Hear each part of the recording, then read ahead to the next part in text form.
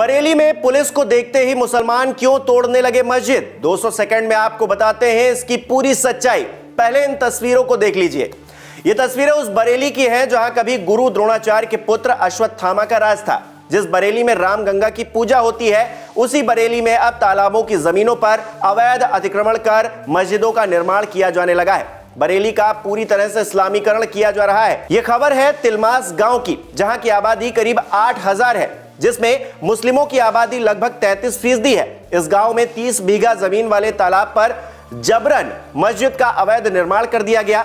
आरोप लगते हैं कि एक मुस्लिम महिला पर, जो तालाब को मछली पालन के लिए लीज पर लेती है, लेकिन जब बात प्रशासन तक पहुंचती है तो बहुत बड़ा खुलासा हो जाता है। शहला बेगम नाम की एक मुस्लिम महिला मस्जिद इंतजामिया कमेटी के साथ मिलकर 30 बीघे के तालाब को 10 साल के लिए लीज पर लेती है और देखते ही देखते वहां अवैध मस्जिद का निर्माण कर दिया जाता है, जिसकी शिकायत एक हिंदू युवक बरेली प्रशासन से करता है। और अवैध मस्जिद के निर्माण की बात सुन पूरे जिला प्रशासन में खलबली मच जाती है।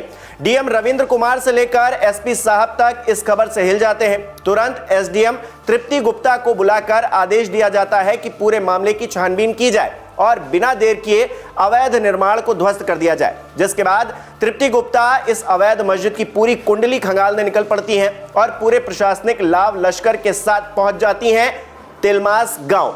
इसी बीच गांव के मुसलमान भी तालाब पर पहुंच जाते हैं, लेकिन जब वहां मौजूद पुलिस और प्रशासन की टीम को देखते हैं तो पुलिस की टीम के सामने ही नतमस्तक नजर आते हैं और खुद ही प्रस्ताव रख देते हैं कि अवैध मस्जिद का निर्माण हम अपने हाथों से गिरा देंगे।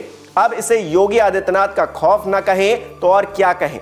जिन लोगों ने तालाब की जमीन पर अवैध कब्जा करके मस्जिद का निर्माण कर दिया था, अब वही लोग अपने हाथों से उस अवैध मस्जिद को गिरा रहे हैं। इन तस्वीरों को हमारे दर्शक कैसे देखते हैं, कमेंट करके हमें जरूर बताएं। कि अगर हमारा कोई पर्व और त्योहार है या किसी का भी है, मुहर्रम का जुलूस हो या फिर कोई भी अन्य मुस्लिम समाज का कोई पर्व और त्योहार का कोई जुलूस, वो हिंदू मोहल्ले से सुरक्षित निकल जाता है, कोई दिक्कत नहीं होती। मंदिर के सामने से भी निकल जाता है, कोई समस्या नहीं होती।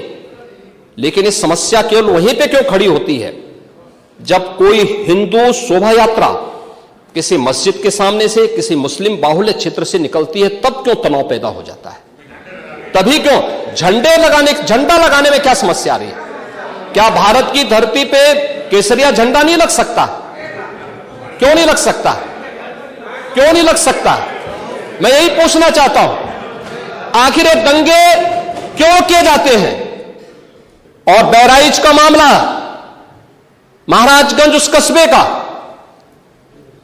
जहां के बारे में आप कह रहे हैं कि लगातार मुस्लिम बस्ती थी, मोना जी ने भी इस बात को कहा कि बस्ती थी, प्रशासन नहीं था, 4 कंपनियां पुलिस थी वहां पे, और दंगा सड़क पे नहीं हो रहा था, गोली घर के अंदर से चल रही थी।